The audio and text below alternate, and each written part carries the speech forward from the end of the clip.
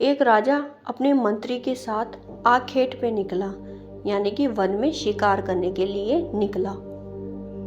One में राजा ने एक हिरण को देखा।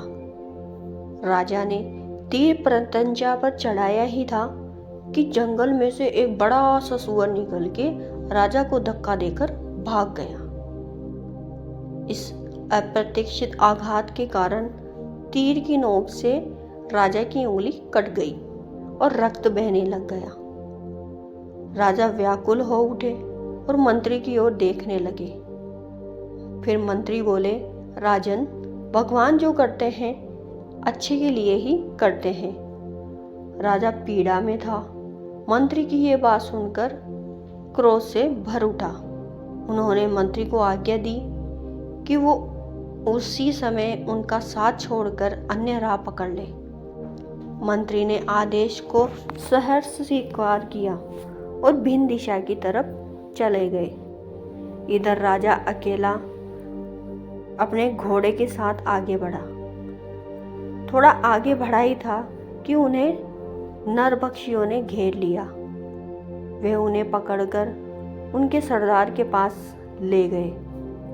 वहां बलि देने की तैयारियां हो रही थी, तो राजा की बलि देने की बारी आई। जैसे ही राजा की बलि देने की बारी आई तो नरभक्षियों के पुजारी ने राजा की कटी उंगली देखी और कहा, इसका तो अंग भंग है, इसकी बलि स्वीकार नहीं हो सकती। तत्पश्चात राजा को फिर जीवन दान मिल गया।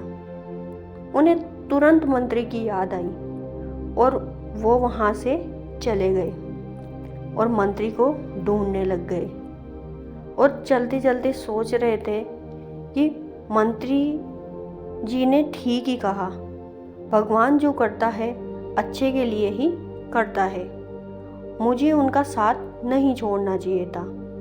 ऐसा सोचते आगे बढ़ते रहे और फिर कुछ दूर पहुंचते हैं तो उन्हें मंत्री नदी के किनारे भजन करते हुए दिखाई पड़ते हैं।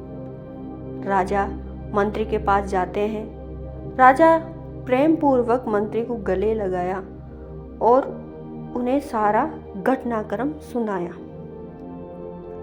उसके बाद राजा ने उनसे प्रश्न किया, मेरी तो उंगली कटी, इसमें भगवान ने मेरा भला कैसे किया?